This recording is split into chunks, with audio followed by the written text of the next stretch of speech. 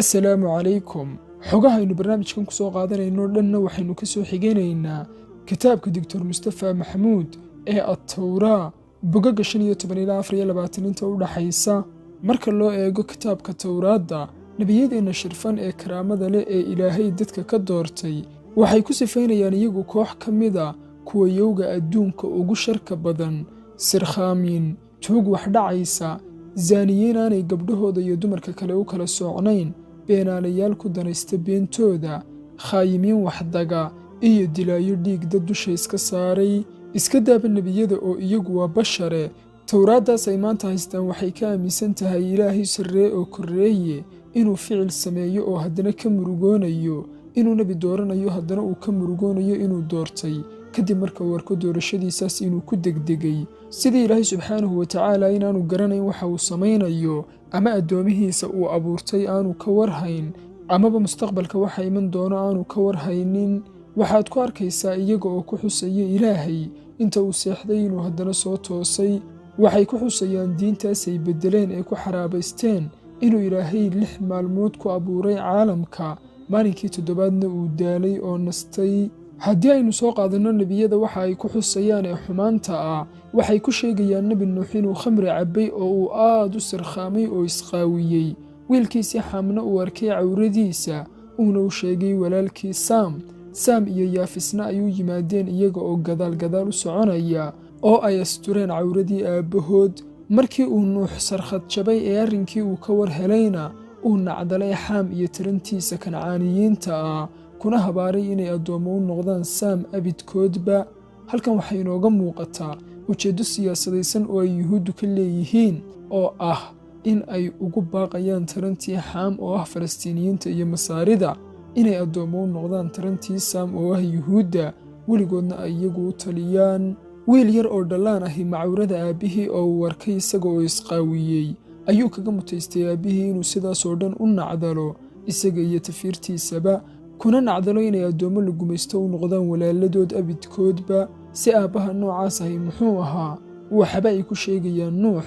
Oo miyay caadada nebiyada ka mid tahay in khamri la cabbo oo la sirkhaamo oo la isqaawiyaa? Markaynu u nimaadno qisada nebi Luud, waxa ay xusayaan in Luud iyo labadiisii hablood ay meel wada degeen, tii weynaydna ay ku tidhi tii yarayd, na aabbaheen wuu odayoobay, adduunkana kuma dhaqna rag aynu la galmoonnaa gebigiisaba, ee aynu aabbaheen khamri ka dharginno, kadibna aynu la galmoonno, sidaasna aynu kaga reebno aabbaheen taran dhan. Habeenkii ayay khamri ka dhargiyeen, tii weynayd ayaana hawsheeda qabsatay, isaguna ma uu dhaadinba sirkhaankiisa iyo gelmadii uu sameeyeyba. Tii weynaydna tii yarayd ayay arrinkii uga warrantay. Habeenkii xigay ayay tii yaraydna khamrigii siisay odaygii oo ka dhargisay oo la galmootay, isaguna maba uu ogaan howlahaas isku dubadhacay. Markaynu u nimaadno dhacdada uu ka soo warinayo kitaabkan Tawraad ee beddelan ee ay maanta haystaan, nebi Isxaaq iyo labadiisii wiil ee Ciisuu iyo Yacquub, waxa uu tibaaxayaa in wiilkiisa Yacquub uu khiyaameeyey aabbihii, oo nebi Isxaaq waxa uu jeclaa ayay leeyihiin Ciisuu. Ciisuuna waxa uu lahaa shaash ama xaad aad u badan, oo aabbihii oo indhadarreeyey uu ku dhaadi jiray marka uu taabto. Kadibna Yacquub hooyadii oo la odhan jiray Rifqa ayaa damacday inay barakada odayga u gacan geliso Yacquub oo aanu Ciisuu helin. Waxaana ay ku tidhi Yacquub, waxaan maqlay aabbaha oo la hadlaya Ciisuu oo ku leh, ii soo qabo ugaadh oo cunto iiga samee, aan cuno oo ku barakeeyo dhimashadayda horteede, ee iminka orod oo 2 neef ka soo qabo adhiga oo aabbaha cunto ugaga samee, sidii uu jeclaana ugu samee, ha cuno oo ha ku barakeeyo adiga.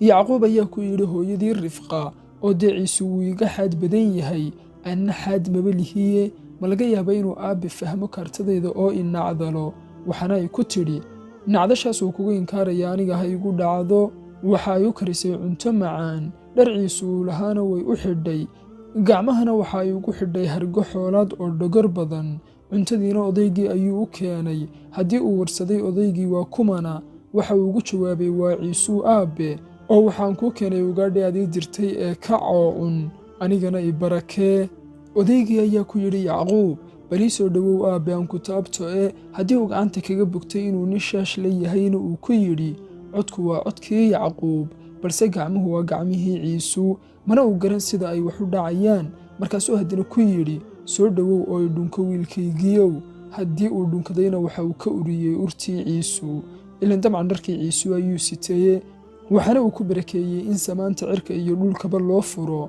ummadahana uu addoonsado shucuub badanina ay u sujuuddo irsaaqadiisuna ay badato waxaana uu ku yidhi adigu sayiduu noqo walaalada hooyadaa kuwa ay dhashayna ha kuu sujuudaan cidda aad nacdasha ha nacdalaato cidda aad barakaysaana ha barakaysnaato kadib waxaa yimi ciisuu oo ugaadhii sida haddii uu arrinkii oo dhan ogaadayna waxa uu yidhi isaga oo qaylinaya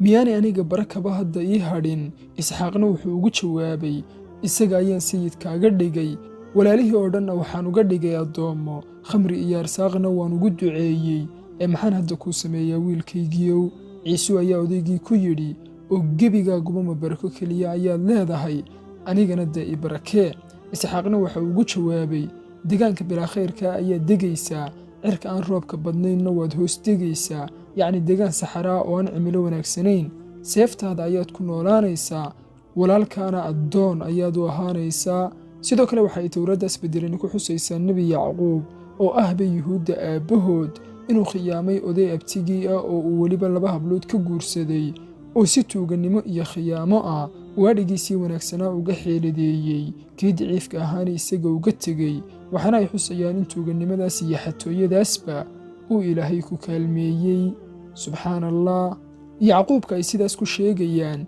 waa nebiyada aabbahoodii ay ka soo tafiirmeen 12 raas ee reer bani israa'iil waa nebi weyn oo nebiyada ilaahay ka mid ahaa yuhuudduna ayba isaga ka soo tafiirmeen haddana waxa ay ku sheegayaan khiyaamoole barakada iyo xoolaha iyo nebinimada xaday arrimahani suure maaha inay dhacaan caqligalna maaha in malaayiinta iyo malaayiinta dadka ah ee uu abuuray ilaahay inuu ka waayo 12 qof oo uu u doorto nebinimo oo aan wax xadin oo sinaysan oo wax khiyaamayn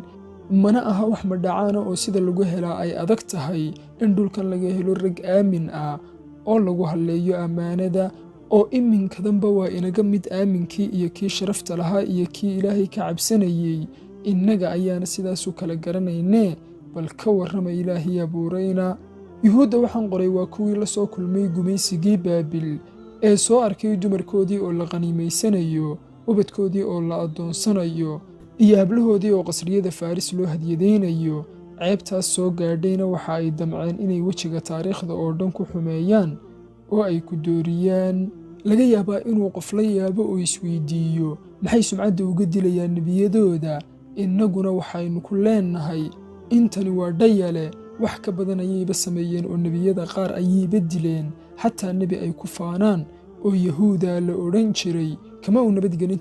tashuushadayntoodaas oo towraaddana ay beddeleen waxa ay xusaysaa dhacdo dhex martay isaga iyo gabadhii uu sodoga u ahaa ee wiilkiisu qabay oo la odhan jiray saamaar kadib markii uu ka dhintay ninkeedaasi kadibna ay aragtay sodogeed yahuuda oo meel maraya iyaduna inta ay iska dhigtay dharkii asayda ay xidhatay dharkii soo jeedashada iyo galmada ayna fadhiisatay marinkii uu marayey haddii uu halkaas ku soo marayna uu u maleeyey magaalaysato maadaama uu wejigeedu daboolaa oo aanu garanayn kadibna uu shaxaaday oo ka dalbaday inay xisaab dheer galaan iyadiina ay ka dalbatay inuu wax siiyo si ay uga yeesho dagaalkaas waxayna ka dalbatay fargalkiisii iyo ushiisii uu sidan jiray sidaas ayayna weerar cir iyo dhula isugu qaadeen oo hawshooda u qabsadeen kadibna inta ay dharkeedii asayda dib u xidhatay ayay ka tagtay iyada oo uur qaaday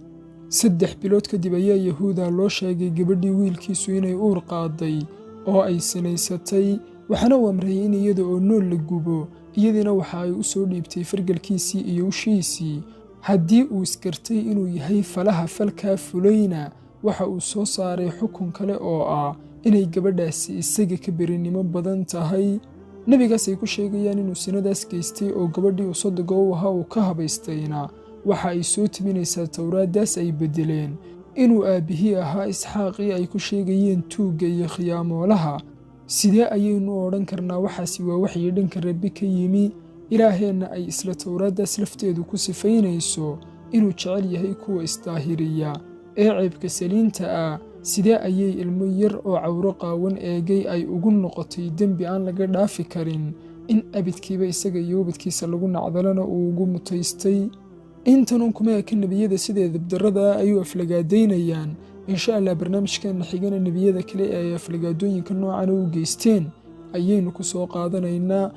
yuhuuddan aynu leenahay maxay dadka falastiin sidan ugula dhaqmayaanna waxaa halkan inooga muuqatay inay uba arkaan inay falastiiniyiintaasi yihiin addoommahoodii oo ku caasiyoobay.